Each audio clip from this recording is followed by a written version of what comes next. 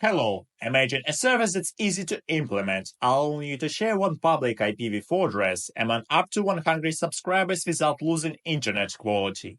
This can reduce your cost for acquiring public IP addresses by up to 90%. Let's say your local network has the allocated range of IP addresses for subscribers. To access the external network, this pool of subscribers needs public addresses, for example, from this range. NAT can solve this problem by translating the source IP input in outgoing packets from subscribers and the destination IP input for incoming packets. Take a look how it works on this simple example. Let's review the L3-Connected NAT use case. In this scenario, SSG functions as bridge, meaning its interfaces doesn't have their own IP addresses. Based on this, it's necessary to add a static route on the border for the subnets using NAT, in which the address of the next router will be the address located behind the SSG. There is the N1 router, which is a gateway for local subscribers with the 10.10.00-20 address pool, and the border router, which is connected with R1 on the 10.010-30 subnet. SSG is set between them, which enables the NAT service for the subscribers. For the NAT pool, selected the subnet 120.0.0.26. On R1, the border is a gateway. In order to enable the traffic passing from the internet to subscribers, it is necessary to add the following route on the border. It is also necessary to apply the rule to the traffic in the opposite direction.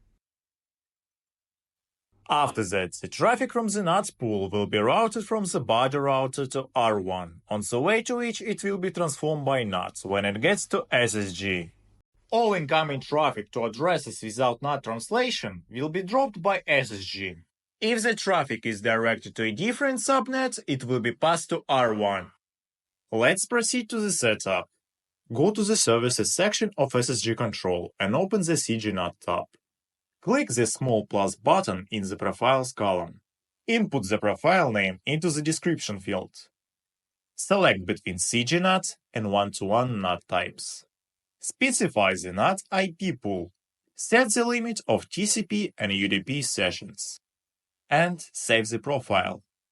Don't forget to activate the profile clicking the play button. Next, we create a profile for a pool of subscribers. Proceed to the Subscribers column. Click the plus button to create a profile. Select the multi-bin type. Input a login. And specify the CIDR range. Look for CG-NAT in the services list. Tick the checkbox. Select the NAT profile. Click Apply and Save.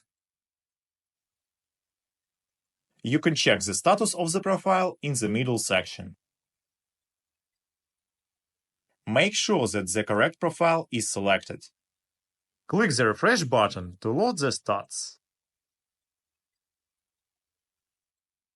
SSG also collects NAT statistics, which you can find out in the NAT Flow section of GUI Analytics.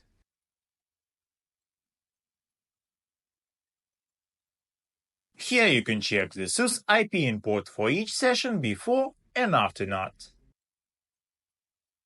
And now, let's set up CG-NAT using the command line.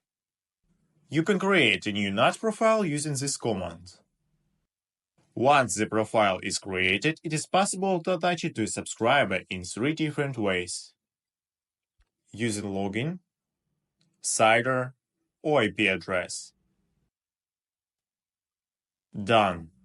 Now let's check the number of active sessions and the assigned public address for our IP.